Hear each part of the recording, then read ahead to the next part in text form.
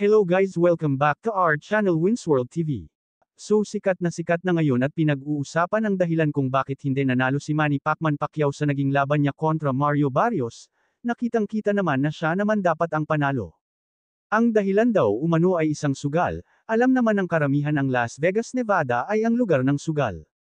Dahilan na dito lagi ginaganap ang mga malalaking laban sa mundo ng boxing sports, kaya madami ang nagsasabi na marami ang tumaya kay Manny Pacquiao, dahil alam naman ng karamihan na itong si Manny Pacquiao ay heavy underdog, kung saan kapag tumaya ka sa kanya ng 1,000 tapos nanalo ay magiging 3,000, kaya dahil sobrang madami pa din ang naniniwala sa lakas ni Manny Pacquiao ay marami din ang tumaya sa kanya.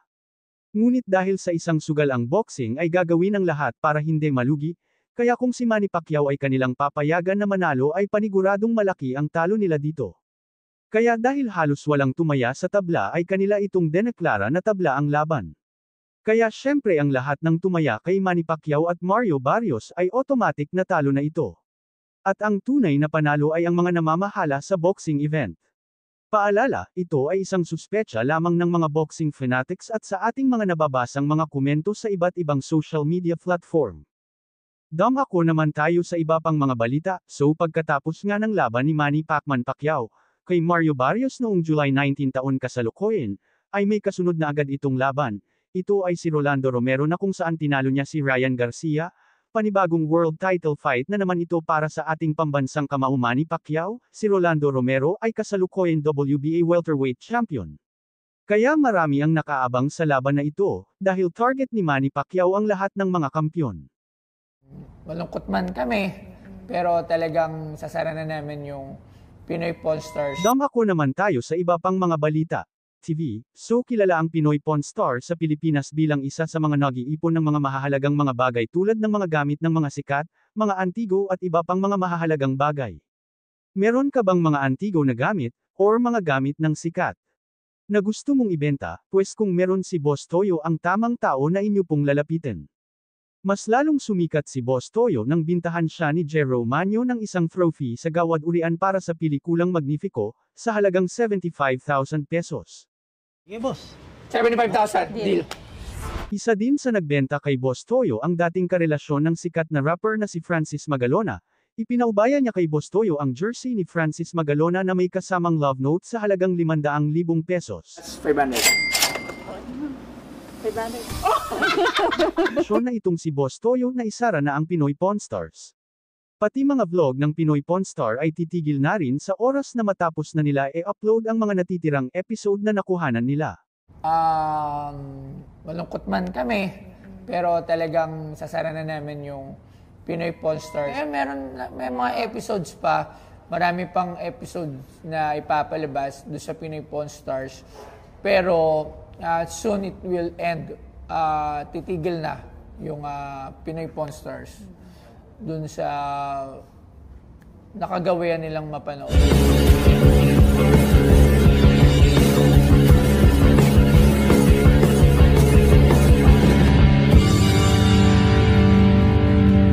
Hello guys, welcome back to our channel Winsworld TV. So kabilang si Manny Pacquiao sa isa sa pinakamalaking pangalan sa mundo ng boxing sports, isang inspirasyon ng bawat Pilipino, isang kampyon at isang alamat sa palakasan ng kamao, ang larong boxing. Bukod sa mga karangalan ay madami ang nagtatanong kung magkano ba talaga ang kinikita ni Manny Pacquiao sa mundo ng boxing sport at sa bawat laban niya. Umpisahan natin sa laban niya kontra Mathizzi, noong July 15, 2018, pinatumba ni Manny Pacquiao itong si Mathizzi, na ginanap sa Kuala Lumpur, Malaysia, para makamit ni Manny Pacquiao ang ika-16 na panalo. Ang laban na ito ay isa sa pinaka-impresibong performance ng ating pambansang kamao Manny Pacquiao. Bago niya tapusin ang laban ay pinatumba muna ng 2 beses ni Pacquiao si Mathizzi. Sa laban na ito ay kumita si Manny Pacquiao ng $20 million o katumbas ng 1 billion pesos. Pacquiao vs Bradley 3, ginanap ang laban noong April 9, 2016. Kulang-kulang isang taon matapos siyang matalo kay Floyd Mayweather Jr., sa parehong lugar, nakuha ni Manny Pacquiao by unanimous decision. Kumita siya rito ng $20 million or 1 billion pesos.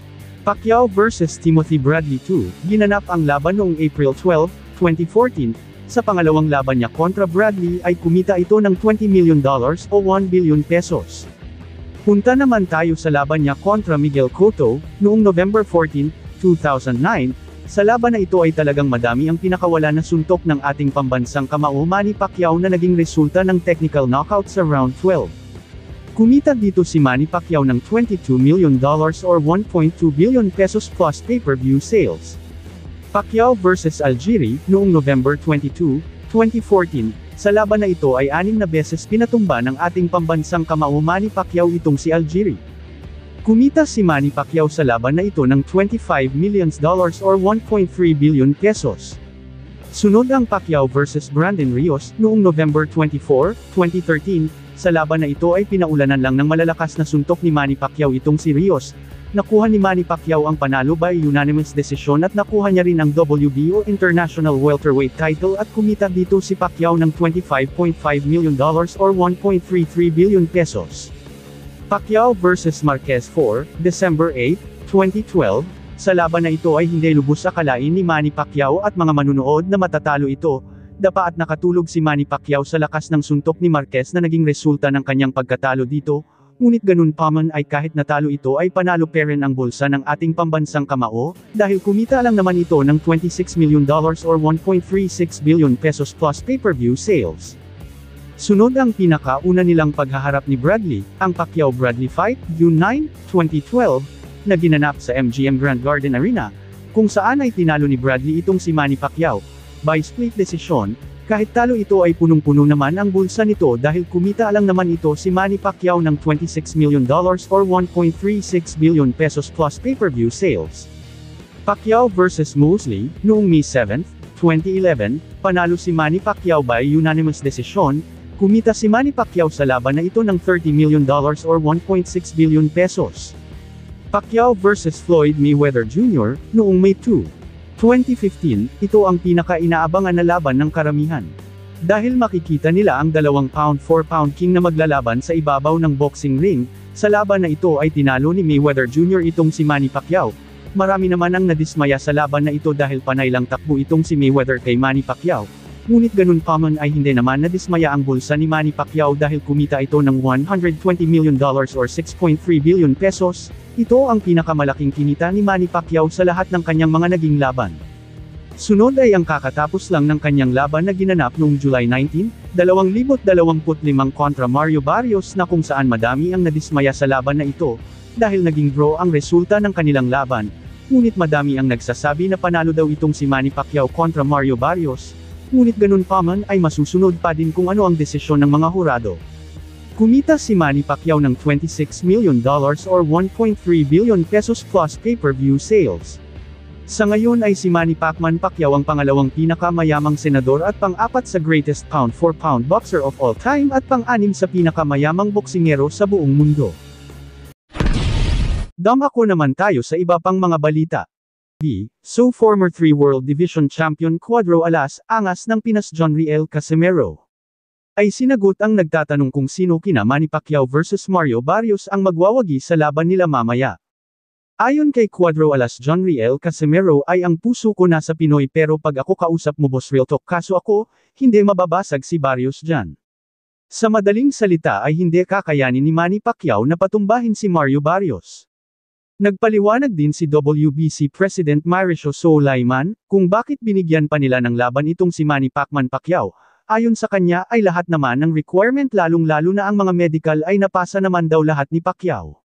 Maliban dyan ay pinagbutuhan daw ng lahat ng committee ng WBC kung ibibigay ang laban kay Manny Pacquiao at ito naman ay aprobado ng WBC committee. Dagdag pa dyan ay deserve naman mabigyan ng laban ni Manny Pacquiao dahil isa itong alamat sa mundo ng larong boxing. Marami din ang kumbensido na talagang mananalo dito si Manny Pacquiao kontra Mario Barrios, dahil si Manny Pacquiao ay isa itong halimaw pagdating sa ibabaw ng boxing ring. Samantala asawa at anak ni Mario Barrios ay talagang todo suporta sa kanya, at naniniwala na mananalo itong si Mario Barrios. I mean, I feel like I'm so used to it, like I've been around boxing for so long with Omar first and then Brandon and now like for Dad. So I feel like obviously I still get nervous, but for me it's just like, I just hope they come out safe in the ring. That's always what I pray for. This is Manny Pacquiao. Obviously you know pretty well who that is. What goes through your mind when you hear that Mario's fighting Manny Pacquiao? I'm very proud of him for him to get to this level. I've always been a Manny Pacquiao fan. Like, he's top 3 my favorite fighter. So for him to be fighting him and then having our daughter like witness it and have those memories for when she grows up, it's just a very like surreal moment, a very wholesome moment. Yeah. Okay, you're very experienced, boxing. Tell us, what do you think is going to happen this Saturday? I don't. How's it gonna play? I want Mario to win, hopefully by knockout. But I saw Pacquiao. Like, he looks good for his age. Like, he looks very in shape. And I know he trains. Like, he's always just, even like at his age, right? Like, not fighting, he stays in shape. So I think it's gonna be war. Yeah. What do you tell all of the fans, the Figueroa fans, the Barrios fans that are going to tune in? What do you tell them? I just want to say thank you. I appreciate the support always. Yeah, I'm just excited to be here and to witness it all and have my daughter present with us now. She's going to be a little boxing fan too. Say hi, Mama. Thank you. Thank you.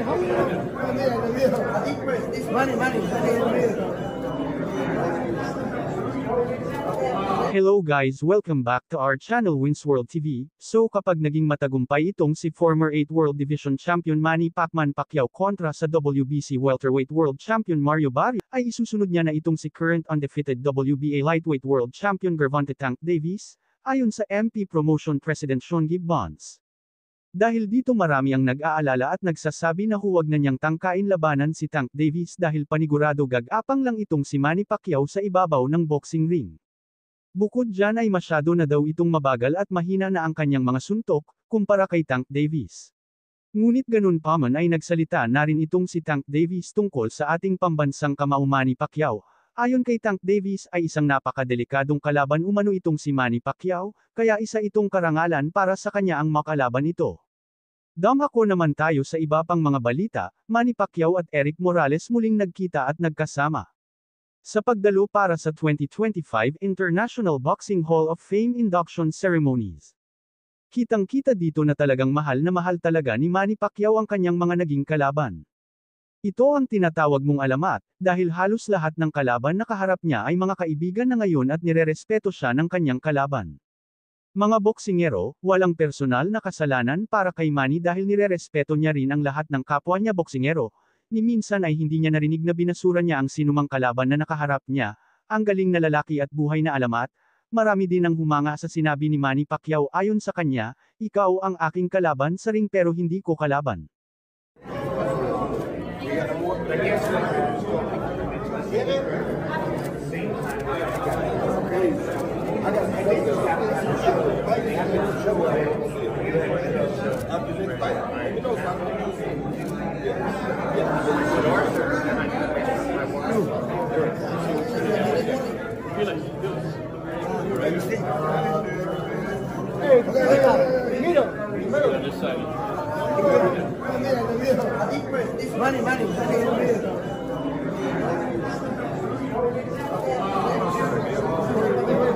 Pack. I'm right here, right over here.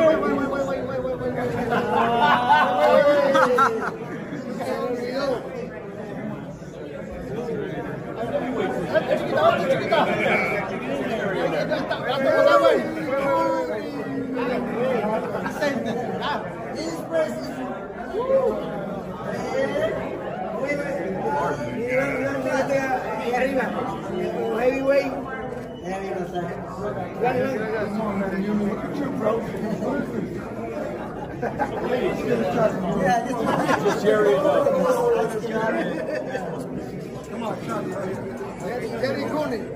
Hello?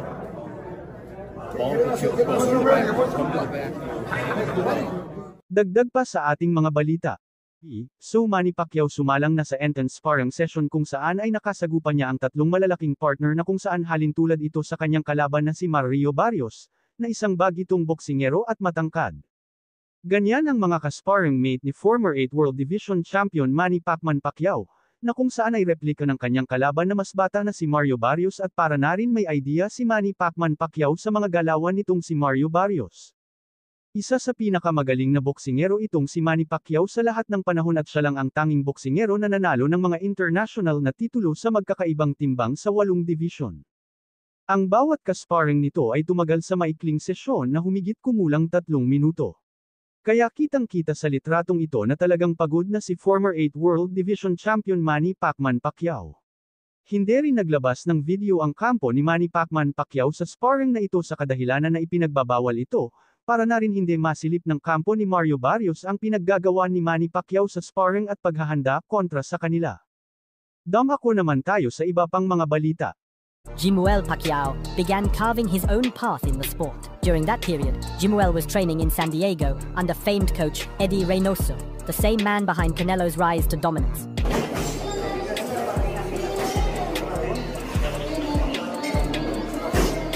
It was there that Jimuel and Canelo were seen sharing gym space, an iconic moment that bridged 2 boxing dynasties. While they didn't spar, photos and video clips show Jimuel working on mitts while Canelo shadowboxed just feet away. The younger Pacquiao later described the experience as surreal, calling Canelo a humble and hard-working role model. Your dad's a big fan of Canelo too. Legend. It's funny, before the fight, he told me that he wants his dad to retire after, remember? That brief but meaningful encounter symbolized a subtle passing of the torch, from one legendary name to a rising hopeful carrying the same bloodline. With that history in mind, Canelo's current presence around Pacquiao's training makes more sense than it may appear on the surface. It's possible that the earlier connection with Jimuel fostered a quiet respect between the Alvarez and Pacquiao camps, one that has now evolved into this unexpected collaboration.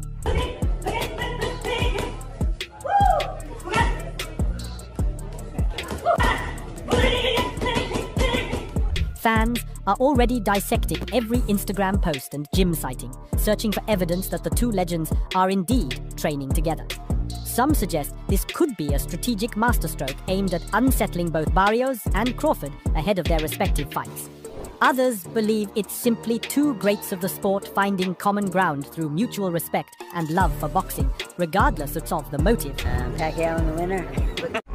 Pacquiao the winner. Dagdag pa sa ating mga balita.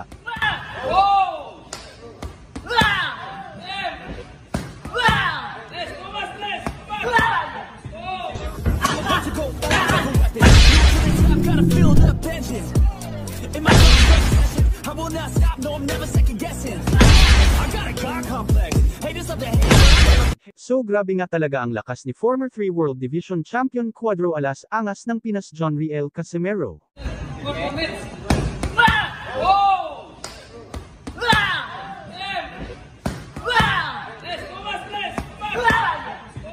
Maski ang MMA fighter na si Vin Diesel ay ramdam na ramdam niya ang lakas ng tinaguriang angas ng Pinas John Riel Casimero. Kahit malaki ang agwat ng kanilang laki, ay mahahalata mo dito na kayang-kaya patumbahin ni John Riel Casimero ang malahig antay niyang kasparring mate na si Vin Diesel. Bawat suntok ni Cuadro Alas John Riel Casimero ay rinig na rinig dito ang malakas na impact ng kanyang suntok. Nangangahulugan na isa talagang napakalakas sumuntok at isang malakas na nilalang itong si John Riel Casimero.